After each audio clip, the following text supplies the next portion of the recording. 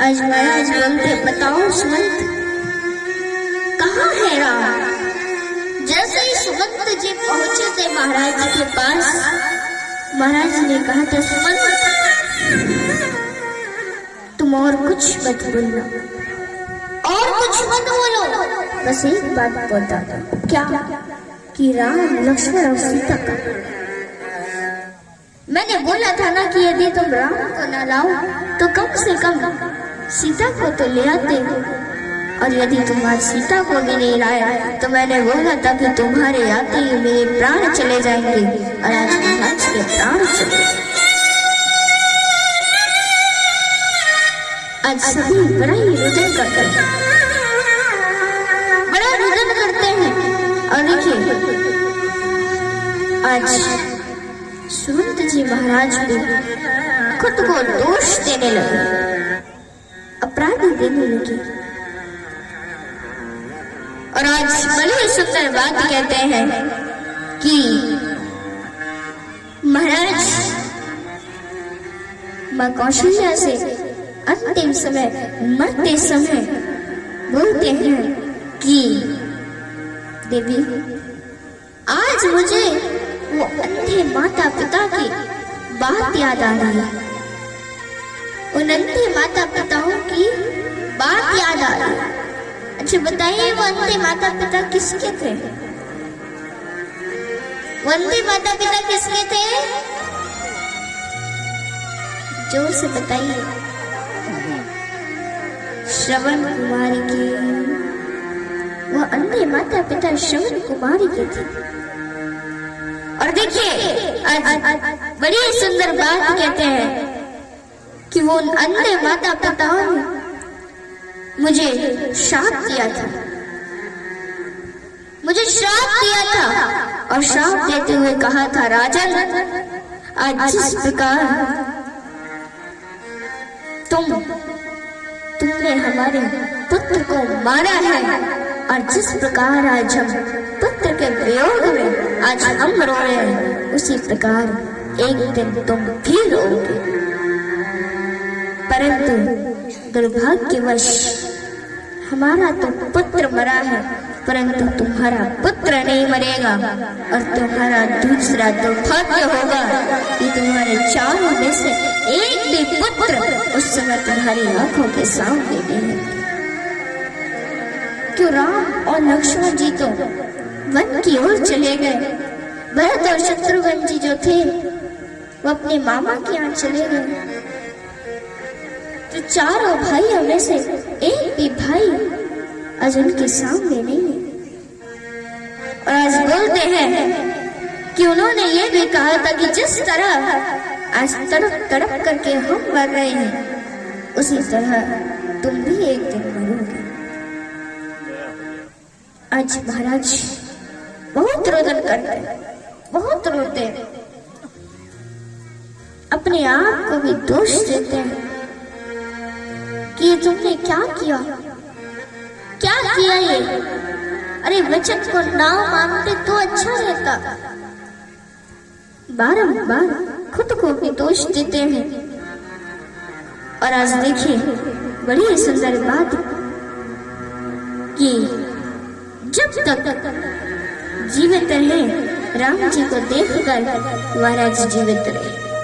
महाराज कहते कि जब तक जीवित रहे राम जी को देख करके जीवित रहे, और जब संसार से गए तो राम जी के नाम को सुनिए, राम जी के नाम को सुन करके और संसार से। तो कितना बड़ा सौभाग्य है महाराज दशरथ का कि जब तक वो जिंदा रहे तो राम जी की आंखों के सामने रहे, और जब मरे तो राम जी के नाम को लेकर के मरे, यानी कि राम जी के नाम को लेकर के और शरीर छोड़ा। कितना बड़ा महाराज का सौभाग्य। बड़ी सुंदर बात कहते हैं कि इसे मानस जी में लिखा है। बड़ी सुंदर बात लिखी क्या? जन्म जन्म मुनि जतन कराही, अंतराम कहे आवत नाही।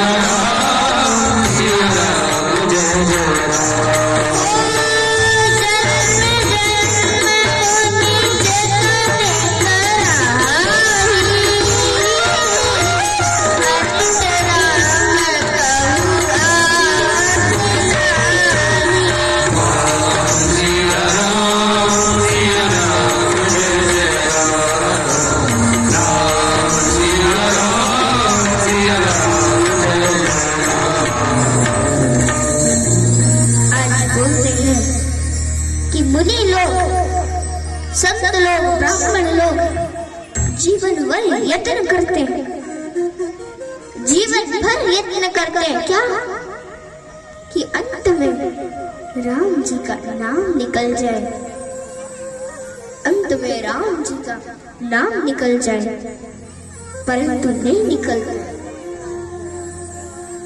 नहीं निकलता। उस समय याद नहीं रहता है, कुछ याद नहीं रहता। बड़ी सुंदर बातें कहते हैं कि जन्म जन्म मुनि जतन कराही, अंत राम कहीं आवत नहीं। कितना भी यत्न कर लो, जीवन भर यत्न कर लो, लेकिन अंत में राम नहीं निकलता है। कुछ भी हो जाए राम नहीं निकलेगा। और देखिए कहते हैं कि जब आप बचपन से शुरू कर दोगे तो वही आपके बचपन से लेकर के और बचपन तक चलेगा, वही चलेगा। प्रहलाद जी से जब उनके मित्रों ने कहा था, भाई मित्र क्या जरूरी है कि आप अभी भजन करो, अरे बुढ़ापे में कर लेना, क्या जरूरी है? तो बड़ी सुंदर बात कहते हैं महाराज कि बताइए बुढ़ापा किसी ने देखा है? भजन करो भरी जवानी में, बुढ़ापा नहीं देखा किसी ने। बड़ी सुंदर बात कहते हैं प्रहलाद जी कि भजन करो भरी जवानी में, बुढ़ापा किसने देखा है? तो क्या कहते हैं कि प्रहलाद जी कहते हैं जो बचपन से शुरू कर देगा वही बुढ़ापे तक चलेगा। मतलब कच्चे घड़े पर आप जैसे लकीर खींच देते हो वही पकने के बाद दिखाई देती है, पकने के बाद वही लकीर दिखाई देती है। यानी कि छोटे से पौधे को आप जिस तरीके से रखोगे वो बड़ा होकर के वैसा ही हो जाएगा। इसीलिए महाराज कहते हैं कि यदि आप छोटे से बचपन से भगवान का भजन करोगे तो वही आपका बुढ़ापे तक चलेगा। तो क्या कहते हैं? भजन करो भरी जवानी में, बुढ़ापा किसने देखा है? भजन करो भरी जवानी में, बुढ़ापा किसने देखा है? भजन करो भरी जवानी में, बुढ़ापा किसने देखा किसने देखा है? बुढ़ापा किसने देखा है? बुढ़ापा किसने देखा है? बुढ़ापा किसने देखा है? मस्ती जवानी में, बुढ़ापा किसने